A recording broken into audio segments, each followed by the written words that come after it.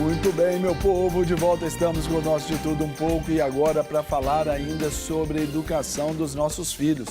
Você sabe que os filhos nunca vêm com manual de instruções e por isso, né, às vezes é tão difícil a comunicação com eles e a gente saber ali lidar especialmente com aquilo que a gente quer passar. Então nós vamos agora conversar sobre a importância desse tom com os nossos filhos, com a nossa convidada, que é Master Coach e também pedagoga, a Ana Mourão. Ana, muito bom dia. Prazer, Como vai? Prazer tê-la aqui conosco, recebê-la aqui no nosso De Tudo Um Pouco. Bom dia. Muito obrigada. Como você falou, realmente é um tema de extrema importância, porque quando nós pais, né, nós temos uma boa comunicação com os nossos filhos, né, os conflitos diminuem, a gente consegue ter uma harmonia, um lar saudável. Então, tudo depende, realmente, tudo começa da nossa comunicação. E essa comunicação, ela diz respeito de uma forma muito intensa também afeto, ao carinho, ao desenvolvimento, aos planejamentos da vida. E muitos estão errando ao tentar fazer a coisa, às vezes, certa, só que pelos meios errados, principalmente usando o tom da voz, né? É verdade. A gente, para começar aqui, a gente precisa falar de autorresponsabilidade. Nós, quando não temos os resultados que a gente quer na nossa família, ou a gente realmente, as coisas não estão do jeito que a gente quer, a gente tem duas opções. Ou a gente busca um culpado, né? Normalmente a gente coloca a culpa no marido. O marido realmente...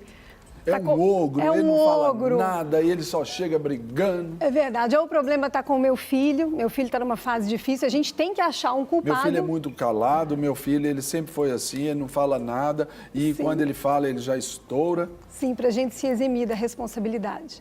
Mas a outra opção é a gente realmente ser autorresponsável, persistir em saber que nós somos responsáveis pela comunicação na nossa casa. Então, como dica aí, a primeira para você de casa é essa da autorresponsabilidade que primariamente os pais devem obter. Porque não pode transferir, terceirizar as responsabilidades e as culpas, né? A gente tem que entender que a nossa mudança, partindo de nós, da nossa comunicação, isso vai refletir na vida do nosso filho, do nosso marido, né? Parte de nós. Agora também, Ana, a gente pode dar como dica ao nosso pessoal de casa sobre a figura posicional e relacional. Comente, por gentileza. Sim, a gente precisa saber que fase que nosso filho está. A gente sabe que da infância até os 13 anos, o pai tem uma figura e a mãe de autoridade, de posição na vida daquele filho.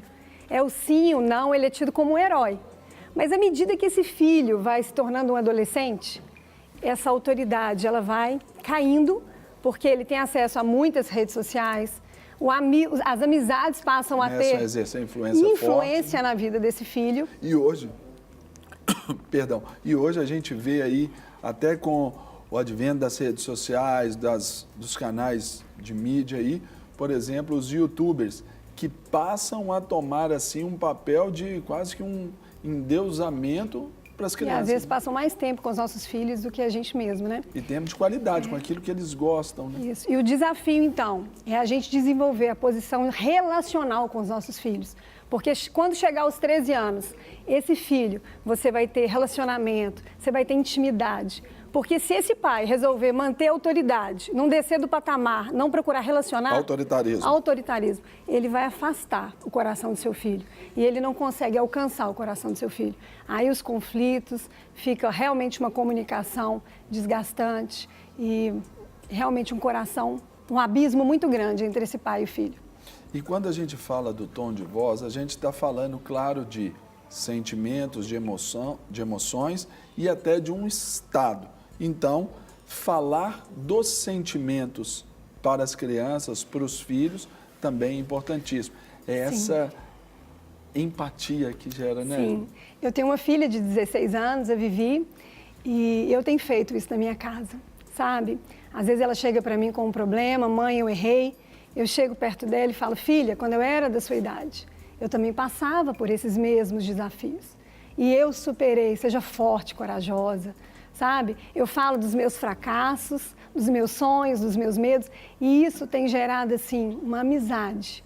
eu tenho aproximado o coração meu e da minha filha. É a forma de entrar no mundo ali, por exemplo, no seu caso de adolescente, eu tenho um menino de 15 anos, uma de 12, de entrar também no mundo deles, vendo também, até para aprender a lidar com esse conflito de gerações, não é, Ana? Sim, se colocando de igual para igual. Ainda que muita coisa mudou de 20 anos para cá, assim, pensando assim, a gente vê que tem muita coisa também que nos identifica, que nos iguala. E isso é importante mostrar, né? Falar das nossas emoções, se colocar de igual para igual, né? Aproximar mesmo. Isso e o caso, às vezes, quando fala dos sentimentos, talvez por um erro, é o tempo de pedir perdão, né? Verdade. De consertar alguma coisa que talvez tenha falhado ali, aproveitando o momento, né? É importante.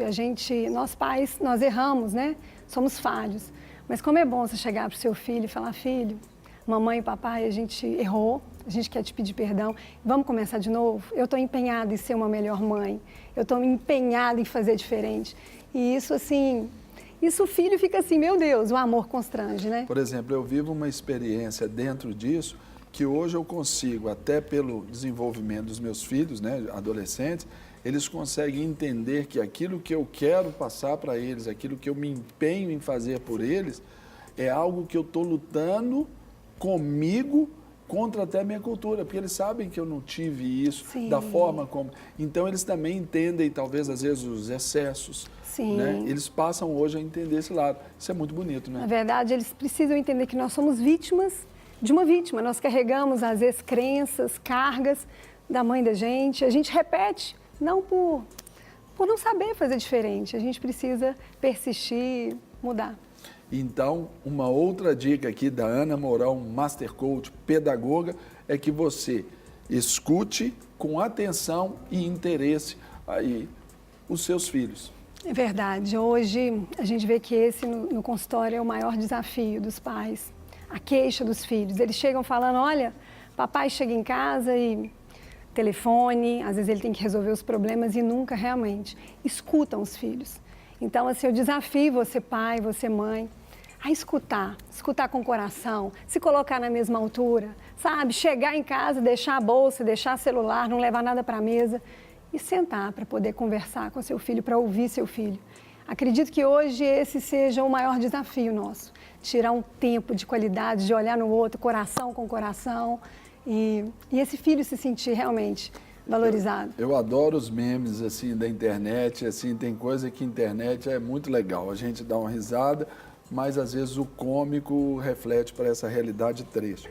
Esses dias eu vi lá, filho reencontra a mãe após 2 anos depois de ter a internet cortada no seu celular. Tipo assim. Ou seja, não se falam, não se tratavam dentro de casa, né? Então isso é algo que a gente precisa estar observar. atento e vigiar. Agora também, Ana, a gente tem uma outra dica que é verbalize o quanto você o ama, independentemente do seu comportamento.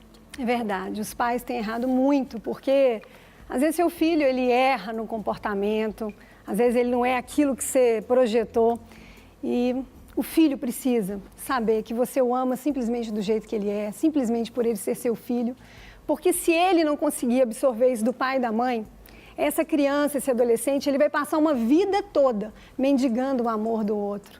Ele vai ficar catando migalhas do outro. Por quê? Porque ele realmente não se sente amado por inteiro, por completo, por esse pai. É quando nós recebemos até o próprio amor de Deus, apesar de, né?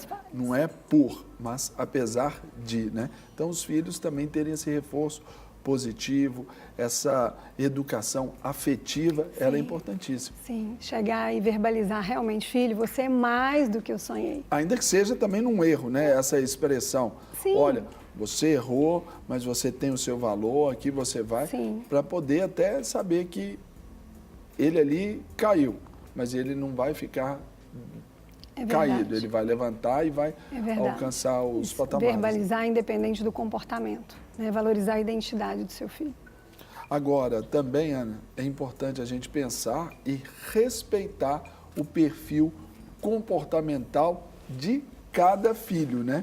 Porque são diferentes e a gente tem que considerar e levar tudo isso em conta, essas diferenças. Menino, menina, mais velho, mais novo. É verdade. Né? Quando eu me formei em analista de perfil comportamental, assim, para mim foi libertador, porque eu vi o quanto eu errei com meus filhos, né?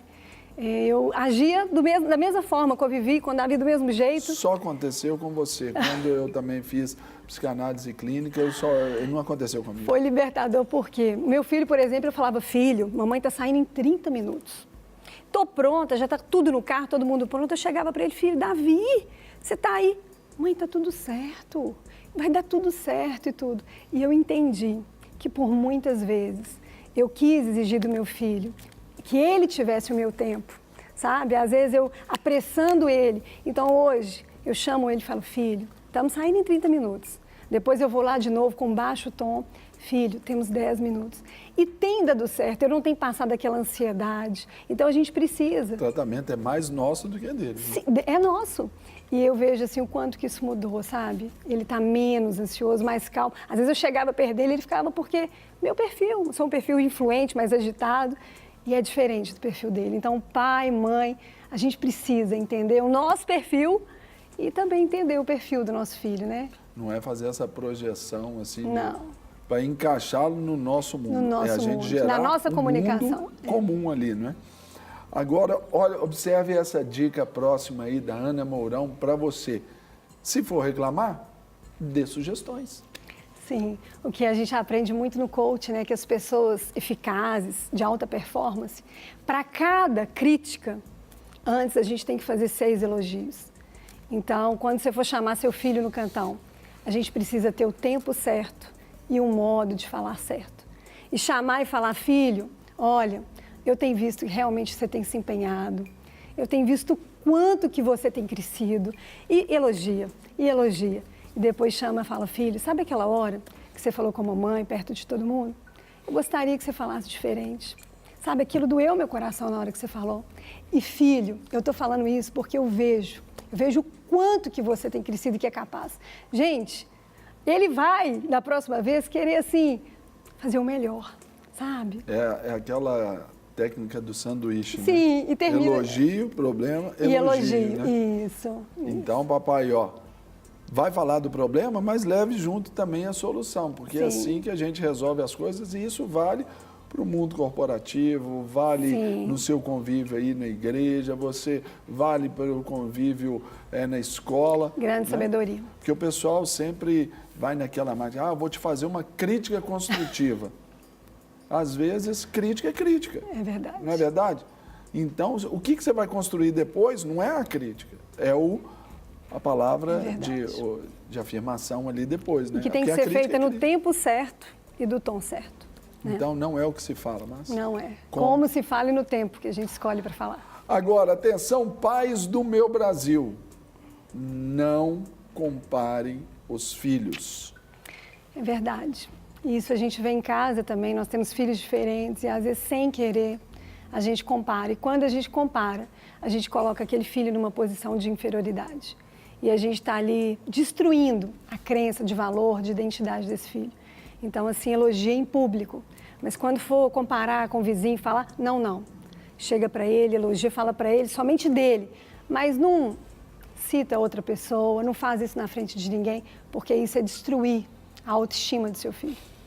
E quando a gente já tem essa ideia, principalmente dentro de casa, que já é um comparativo com o irmão, aí se torna ainda talvez um pouco mais perigoso, porque é um inimigo íntimo, vamos dizer assim, né? Sim. Então é onde... Cresce a sombra ali, o tempo todo.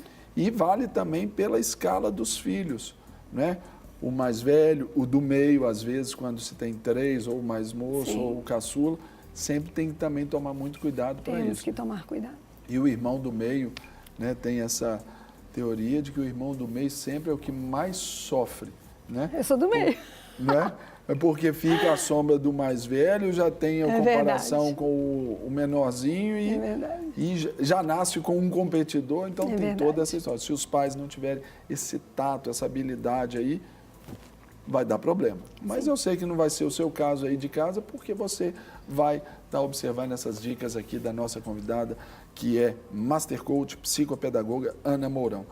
E Ana, para a gente fechar aqui essa nossa boa conversa, a última dica é o ensino como, não o melhor exemplo, mas o único exemplo eficaz, né? É verdade. O melhor ensinamento sempre foi e sempre vai ser o exemplo, né? E hoje a gente vê os pais querendo fazer dos filhos, né, que eles sejam elogiados, quer ter um filho generoso, quer ter um filho que todo mundo admira, mas esses filhos são os reflexos do que eles vivem em casa. Então, assim, esses dias uma paciente me falou assim, Ana, eu chego em casa e minha filha de 3 anos, eu chego, trabalho muito, cansada, e ela pega a bonequinha e fica assim, você está tão cansada, você trabalha tanto, você precisa descansar. E aquilo doeu muito o coração dela, porque é aquela imagem que aquela filha está dentro da mãe, de uma mulher exausta, cansada. Então, assim, e eu também vivi experiência aqui nessa época de política, né? A gente passando por N problemas do Brasil. Meu marido sempre, assim, revoltado, e passava um buraco na rua, reclamava. E eu comecei a perceber que meu filho, pequeno, assim, de 10 anos, revoltadíssimo, assim, grato com o Brasil, e aquilo me doeu. Então, chamei meu marido no cantão e nós pedimos perdão para o nosso filho. E sabe, a gente falou, filho, realmente nós temos muitos problemas, mas a gente tem que ser grato a Deus por tudo que Ele tem nos dado até aqui. E crer que vai ser melhor, e que até aqui o Senhor nos ajudou. E aquilo ali foi, assim, algo lindo, sabe? Que a gente tem vigiado e tem feito diferença na vida dele. É a questão de deixar de ser aquele pai modelo, que esse não existe. É perfeito, infalível, não existe. Agora, ser modelo de pai, que erra, mas pede perdão, que reconhece os erros e que quer mudar, é o que a gente tem que ensinar para os filhos. Ana, agora nós temos um depoimento a respeito desse nosso tema, do tom de voz com as crianças, e vamos conhecer essa história. Na tela. Olá, tudo bem? Meu nome é Alexandre, sou pai de uma menina de 8 anos e recentemente descobri através da ferramenta do coach como melhorar minha relação com a minha filha, como melhorar o diálogo, ter mais carinho, mais atenção, a poder chegar e abraçar, dar um abraço longo nela, a sentir, a verificar através do olhar se ela está triste, se ela está alegre, quais são os desejos delas, a entender esse processo de crescimento que ela tem passado. Isso tem me ajudado muito, são dicas valiosas e é uma ferramenta muito importante, tem sido muito importante na minha vida. Olá pessoal, meu nome é Isabela, eu sou mãe da Duda, de 13 anos, e do Léo, de 6 anos. E o que eu tenho aprendido é que uma boa comunicação dentro do lar faz toda a diferença na harmonia da nossa casa. E que a mudança, ela precisa partir de nós, pais. E isso é realmente transformador. Afinal, os filhos, eles são reflexo dos pais. Muito bom. Nós tivemos aí esses depoimentos de tudo que nós falamos. É uma ação que depende de você para o meio, especialmente para a próxima geração. E aí eu digo sobre os seus filhos também. Ana, para a gente encerrar aqui, naquela câmera 1 ali do nosso fininho, você, por gentileza, faça sua consideração para o nosso público. Pois é, papai e mamãe, eu convido você a realmente buscar a comunicação que você quer dentro da sua casa, sabe? Tenha compaixão de você, se errar, levanta, pede perdão para o seu filho, começa de novo. E saiba que a palavra de Deus fala que o choro pode durar uma noite, mas que a alegria, ela vem ao amanhecer. Então persista, que os frutos serão colhidos no tempo certo.